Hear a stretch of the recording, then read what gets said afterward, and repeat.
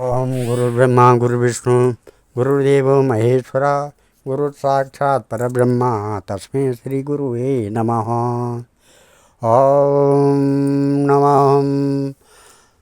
वराहपीडं नटवरवपु कर्णयो कर्णिकारं बिभ्रतवास कनककपिशम्भजयन्तीं च माला रन्ध्रान् वेणु हृदयसुधया पूरयन् गोपवृन्दे बृन्दारण्यं स्वपतरमणं प्रावितः सद्गीतकीर्ते।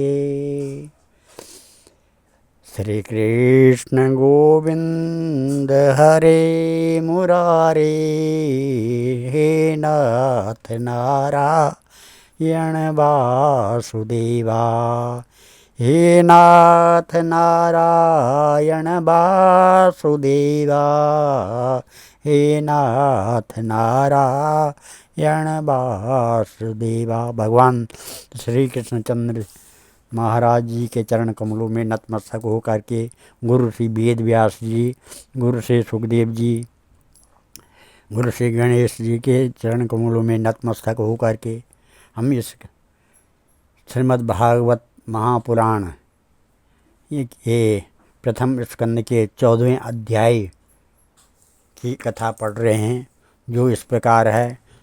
14वें अध्याय की कथा है अपशकुन देखकर महाराज युधिष्ठिर का शंका करना और अर्जुन का द्वारिका से लौटना। हम श्रुतवाच संप्रस्थिते द्वारकायां जिष्णो बंधु दिदीक्षया ज्ञातुं च पूर्णश्लोकस्य कृष्णस्य च विचेष्टितं व्यतीता कतिचिन्मासा तदा नायात् ततो अर्जुन ददर्श घोररूपाणि निमित्तानि कुरुद्वः कालस्य च गतिं रौद्रं विपर्यासततो धर्मणि पापीयसीं नृणां वार्ता क्रोधलोभा नृतात्मनां जिह्वा प्रायं व्यवहृतं शाट्यमिश्रं च सौहृदं पितृमातृ सुहृद भ्रातृ दंपतीनां च कल्कनं निमित्तान्यात्यरिष्टानि काले त्वनुगते नृणां लोभाद् धर्म प्रकृतिं दृष्टो वाचानुजं नृपः। सूत जी कहते हैं, स्वजनों से मिलने और पुण्य श्लोक भगवान श्री कृष्ण अब क्या करना चाहते हैं यह जानने के लिए अर्जुन द्वारका गए हुए थे। कई महीने बीत जाने पर भी अर्जुन वहां से लौट कर नहीं आए। धर्मराज युधिष्ठिर को बड़े भयंकर अपशकुन दिखने लगे। उन्होंने देखा काल की गति बड़ी विकट हो गई है। जिस समय जो ऋतु होनी चाहिए उस समय वह नहीं होती है और उनकी क्रियाएं भी उल्टी ही होती है। लोग बड़े क्रोधी हैं, लोभी और असत्य परायण हो गए हैं। अपने जीवन निर्वाह के लिए लोग पाप पूर्ण व्यापार करने लगे हैं। सारा व्यवहार कपट से भरा हुआ होता है।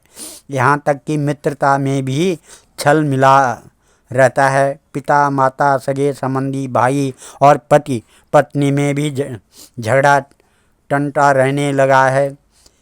कलिकाल के आ जाने से लोगों का स्वभाव ही लोभ दंभ आदि अधर्म से अभिभूत हो गया है और प्रकृति में भी अत्यंत अरिष्ट सूचक अपशकुन होने लगे हैं।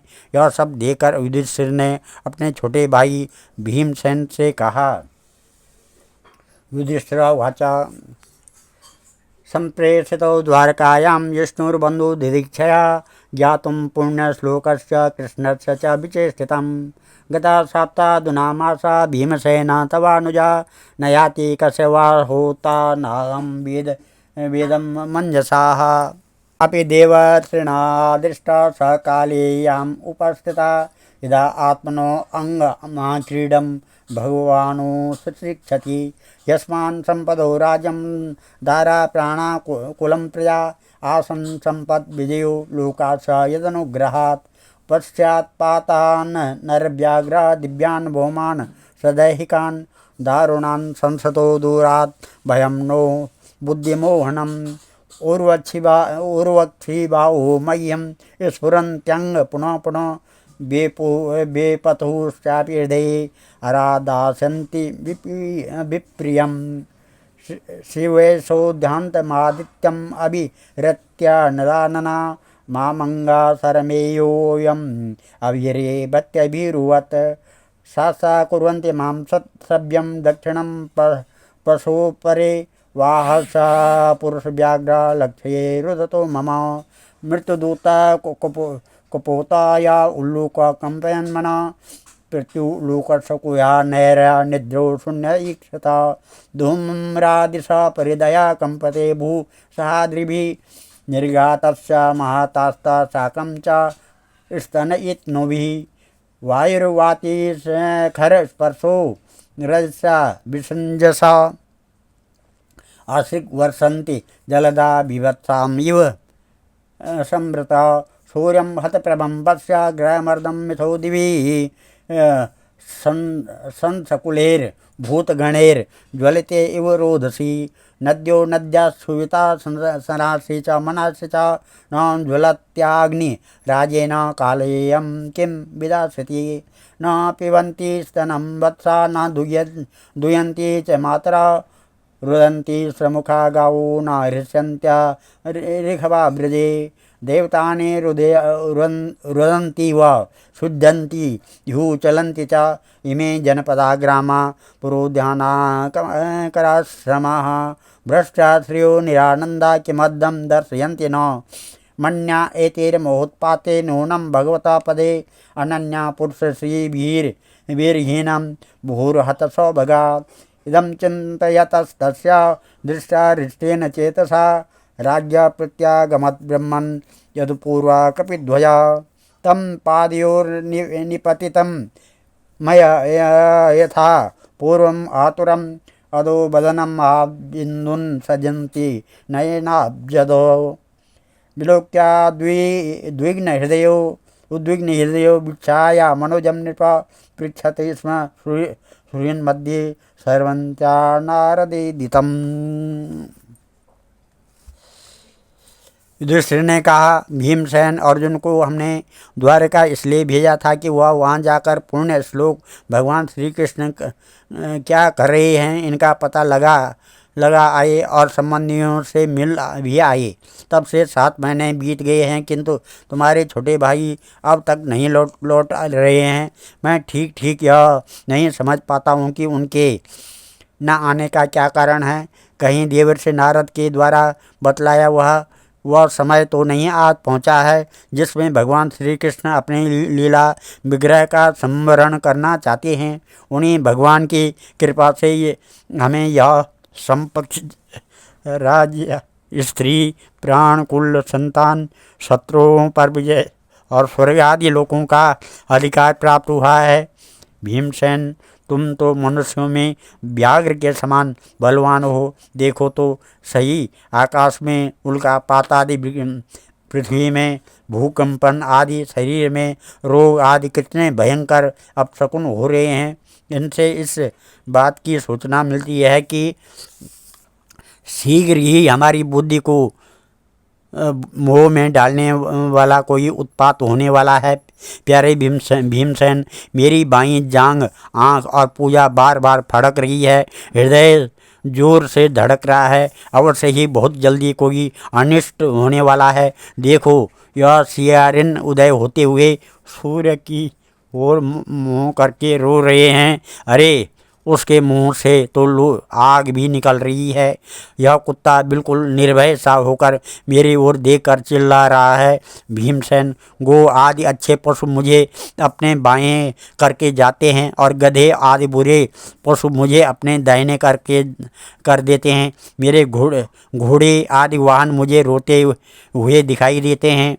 यह मृत्यु का दूत पेड़ुखी उल्लू और उसका प्रतिपक्षी कौवा रात को अपने कर्ण कठोर शब्दों से मेरे मन को कांपते हुए विश्व को सुना कर देना चाहते हैं। दिशाएं धुंधली हो गई हैं और सूर्य चंद्रमा के चारों ओर बार बार मंडल बैठते हैं। यह पृथ्वी पहाड़ों के साथ कांप उठती है। बादल बड़े जोर जोर से गरजते हैं और जहाँ तहाँ बिजली भी ही दिखाई देती है। शरीर को छेदने वाली यह धूली वर्षा से अंधकार फैलाने वाली आंधी चलने लगी है। बादल बड़ा डरावना दृश्य उपस्थित करके सब और खून बरसाते हैं। देखो, सूर्य की प्रभा मंद पड़ गई है। आकाश में ग्रह परस्पर टकराया करते हैं। भूतों की घनी भीड़ में पृथ्वी और अंतरिक्ष में आग सी लगी हुई है। नदी, नद, तालाब और लोगों के मन क्षुब्ध हो रहे हैं। घी से आग नहीं जलती। यह भयंकर काल न जाने क्या करेगा। बछड़े दूध नहीं पीते, गोएं दुहने नहीं देती। गौशाला में गोएं आंसू बहा बहा कर रो रही हैं। बैल भी उदास हो रहे हैं। देवताओं की मूर्तियां रो सी रही है। उनमें से पसीना चूने लगता है और वे हिलती डोलती भी है। भाई, ये देश, गांव, शहर, बगीचे, खाने और आश्रम श्रीहीन और आनंद रहित हो गए हैं। पता नहीं ये हमारे किस दुख की सूचना दे रहे हैं। इन बड़े बड़े उत्पातों को देखकर मैं तो ऐसा समझता हूँ कि निश्चय ही यह भाग्यहीना भूमि भगवान के उन चरण कमलों से, जिनका सौंदर्य तथा जिनके ध्वजा वज्र अंकुश आदि विलक्षण चिन्ह और किसी में भी कहीं भी नहीं है, रहित हो गई हैं। शौनक जी, राजा युधिष्ठिर इन भयंकर उत्पातों को देखकर मन ही मन चिंतित हो रहे थे कि द्वारिका से लौटकर अर्जुन आए।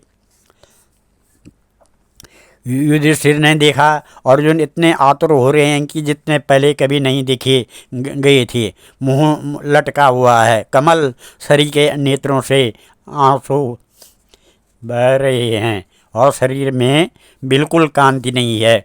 उनको इस रूप में अपने चरणों में पड़ा देकर युधिष्ठिर घबरा गए। देवर्षि नारद की बातें याद करके उन्होंने सूर्योदयों के सामने ही अर्जुन से पूछा।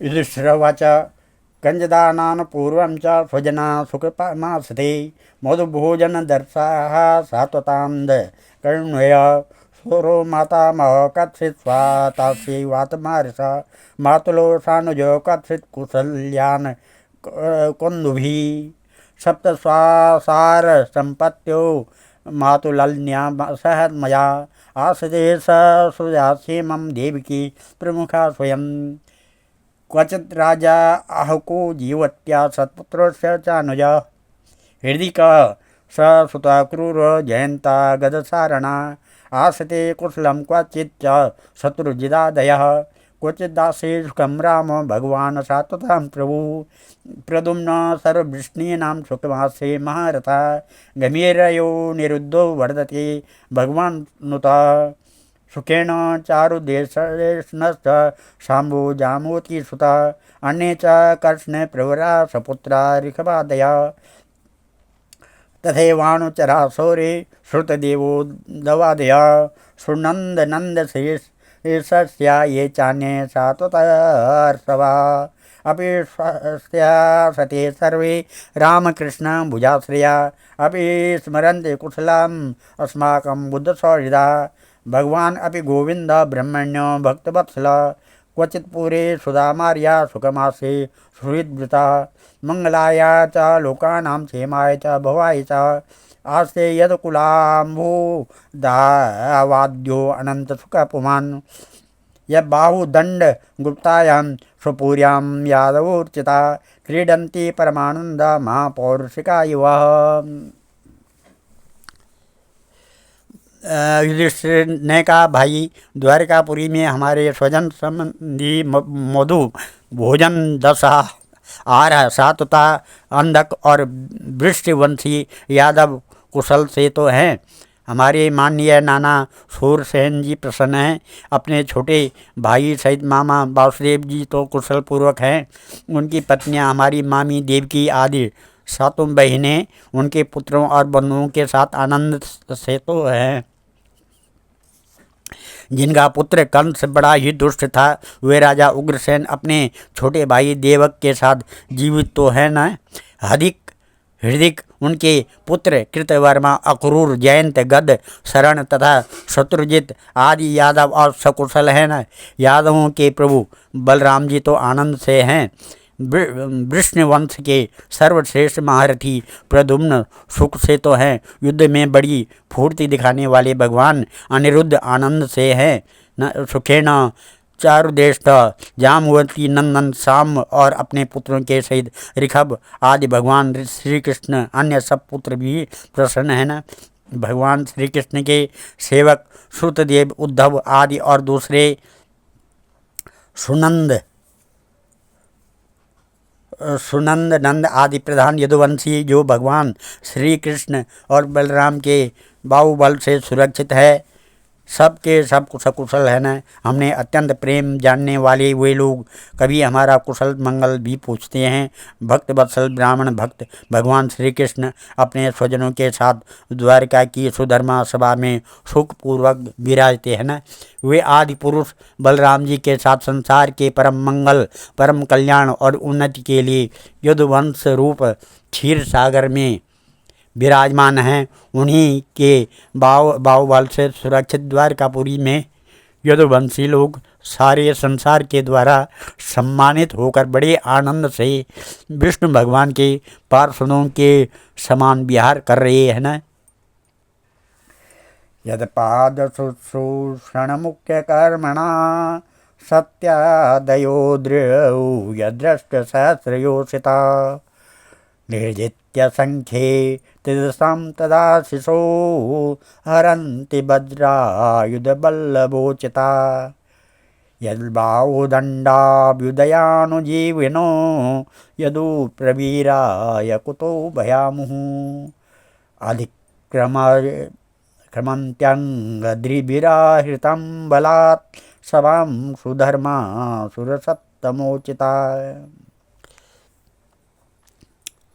सत्यभामा आदि 16,000 रानियां प्रधान रूप से उनके चरण कमलों की सेवा में ही रत रहकर उनके द्वारा युद्ध में इंद्रादि देवताओं को भी हराकर इंद्राणी के भोग योग्य तथा उन्हीं की अभीष्ट परिजाते वस्तुओं को उपभोग करती है न।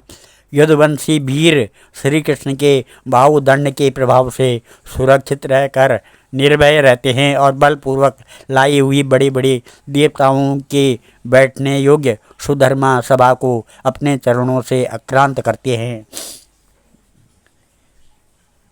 कच्चिते नामयम तत्ता भ्रष्ट तेजा विवासी में अलभ्या मानवज्ञाता किम वा तात चिरोषिता क्वचिन्नाभि हतो भावे शब्दाधि वीरा मंगले न दत्तम उक्त मथिर्भ्य आशया यत् प्रतिश्रुतं क्वचित्तं ब्राह्मणं बालं गां वृद्धं रोगिणं स्त्रियं शरणोपशतं सत्वं नात्याक्षी शरणप्रदा क्वचित्तं नागमोगम्यं गम्यं वासात् कृतं श्रियं पराजितो वातु भुवानो तमेनासं पथि अपि श्रुत पर्यंग भुक्त्वा संभोज्यमानं मृदबालकान् जुगुप्सितं कर्म किंचित् कृतवान् यदक्षरं क्वचित् प्रेक्षतमेनाथ हृदयेनात्मबन्धुना शून्यो अस्मे रहितो नित्यं मनसेत्यन्यथा न रुका। भाई अर्जुन यह भी बताओ कि तुम स्वयं तो कुशल से है ना, मुझे तुम श्रीहीन से दिख रहे हो। वहाँ बहुत दिनों तक रहे, कहीं तुम्हारे सम्मान में तो किसी प्रकार की कमी नहीं हुई है, किसी ने तुम्हारा अपमान तो नहीं कर दिया, कहीं किसी ने दुर्भावपूर्ण अमंगल शब्द आदि के द्वारा तुम्हारा चित्त तो नहीं दुखाया, अथवा किसी आशा से तुम्हारे पास आए हुए याचकों को उनकी मांगी हुई वस्तु अथवा अपनी ओर से कुछ देने की प्रतिज्ञा करके भी तुम नहीं दे सके। तुम सदा शरणागतों की रक्षा करते आए हो। कहीं किसी भी ब्राह्मण बालक, गो बूढ़े, रोगी, अबला अथवा अन्य किसी प्राणी का जो तुम्हारी शरण में आया हो, तुमने त्याग तो नहीं कर दिया। कहीं तुमने अगम्य स्त्री से समागम तो नहीं किया, अथवा गमन करने योग्य स्त्री के साथ असत्कार पूर्वक समागम तो नहीं किया। कहीं मार्ग में अपने से छोटे अथवा बराबरी वालों से हार तो नहीं गए, अथवा भोजन कराने योग्य बालक और बूढ़ों को छोड़कर तुम अकेले ही तो भोजन नहीं कर लिया। मेरा विश्वास है कि तुमने ऐसा कोई निंदित काम तो नहीं किया होगा जो तुम्हारे योग्य न हो। अपने परम प्रियतम अभिन्न हृदय परम सुहृद भगवान श्री कृष्ण से तुम रहित हो गए हो। इससे अपने को शून्य मान रहे हो। इसके सिवा दूसरा कोई कारण नहीं है, नहीं हो सकता है जिससे तुमको इतनी मानसिक पीड़ा हो। आज हम इस कथा को यहीं पर विराम देते हैं। कल 15वां अध्याय शुरू करने जाएंगे। ओम हरि ओम। श्रीमद् भागवत महापुराणे पारमहंस्यां संहितायां प्रथम स्कंदे युधिष्ठिर वितर्को नाम चतुर्थो अध्यायः। मम पितृदेवता प्रसन्नता सिद्ध्यर्थं च नारायणम् अर्पणमस्तु। ओम नमः मंगलम भगवान विष्णु, मंगलम गरुड़ध्वजा, मंगलम पुंडरीकाक्षा, मंगलाय तनोहरि, मंगलम भगवान शंभु, मंगलम वृषभध्वजा, मंगलम पार्वतीनाथ, मंगलाय शिव शंकर। निगमकल्पतरोर्गलितं फलं शुकमुखाद्रव अमृतसंयुतं पिबत भागवतं रसमालया मुहुरहो रसिका भूरि भावुका। श्री कृष्ण गोविंद हरे मुरारे, हे नाथ नारायण वासुदेवा, हे नाथ नारायण वासुदेवा, हे नाथ नारायण वासुदेवा। हम सर्वे भवन्तु सुखिनः, सर्वे सन्तु निरामया, सर्वे भद्राणि पश्यन्तु, मा कश्चित् दुःखभाग् भवेत्। धन्यवाद।